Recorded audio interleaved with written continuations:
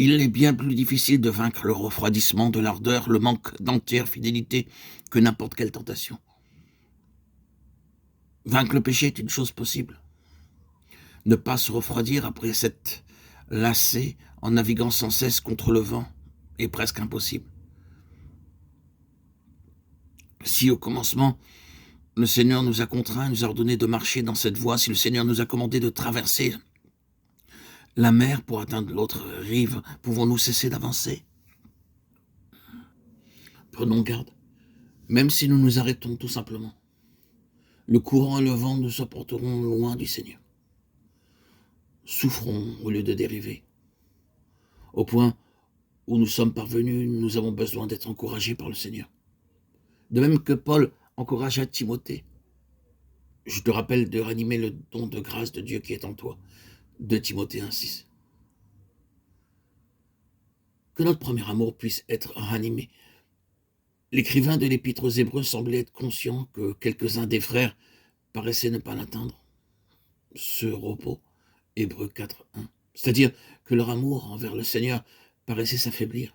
Et c'est pourquoi, plus loin dans sa lettre, il les exhortera à relever leurs mains languissantes et leurs genoux affaiblis. Hébreux 12,12. Monsieur Moule, qui à une certaine époque travaillait en Chine, disait que le secret du succès, selon Dieu, c'était de pouvoir persévérer jusqu'à la dernière demi-heure. Bien que les ténèbres soient épaisses, elles ne dureront pas toujours. Car Ésaïe 21,12 nous rappelle que la sentinelle répond, le matin vient et la nuit aussi. C'est maintenant la sombre nuit, mais bientôt le matin va venir. C'est pourquoi veuillez persévérer jusqu'à la dernière demi-heure. Que nos regards ne se portent pas sur les ténèbres de la nuit, ni sur les difficultés, mais avançons résolument.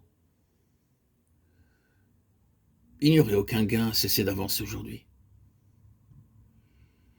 Il n'y aurait aucun avantage à nous relâcher maintenant. Car presque aussitôt, l'autre bord sera atteint. Madame Jessie Penn Lewis avait noté que de nombreux croyants avaient déclaré dans leur témoignage personnel qu'ils avaient rencontré beaucoup de difficultés dans leur vie. Permettez-moi d'ajouter, étant en plein accord avec cela, que la bataille aujourd'hui paraît plus rude jour après jour, comme si le seul but des attaques de Satan visait les croyants eux-mêmes. C'est pourquoi de nos jours, le problème qui se pose est de savoir si vous et moi, nous persévérerons jusqu'à cette dernière heure. Et Satan usera les saints du Très-Haut. Daniel 7, 25. User veut dire consumer lentement. Il nous est plus difficile de reconnaître que Satan est celui qui use les saints que de le comparer à un lion rugissant. Cependant, l'œuvre qui consiste à consumer lentement les saints a déjà commencé.